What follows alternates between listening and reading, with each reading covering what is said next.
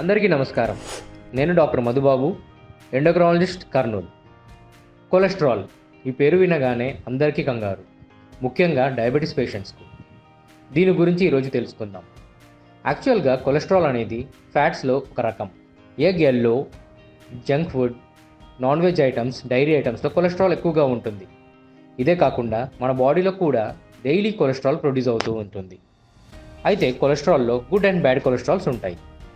LDL cholesterol అనేది గుండె రక్తనాళాల్లో కొవ్వు పేరుకునేలా చేసి హార్ట్ అటాక్స్కు కారణం అవుతుంది కాబట్టి దాన్ని బ్యాడ్ కొలెస్ట్రాల్ అంటారు. అదే హెచ్డిఎల్ కొలెస్ట్రాల్ గుండె నుండి కొవ్వుని బాడీ బయటకు వెళ్ళేలా చేస్తాయి కాబట్టి దాన్ని గుడ్ కొలెస్ట్రాల్ అని అంటారు. సో ఎల్డిఎల్ కొలెస్ట్రాల్ డయాబెటీస్ ఉన్నవారికి 100 కన్నా తక్కువగా ఉండాలి. And HDL cholesterol good cholesterol కాబట్టి 50 కన్నా ఎక్కువగా ఉండాలి.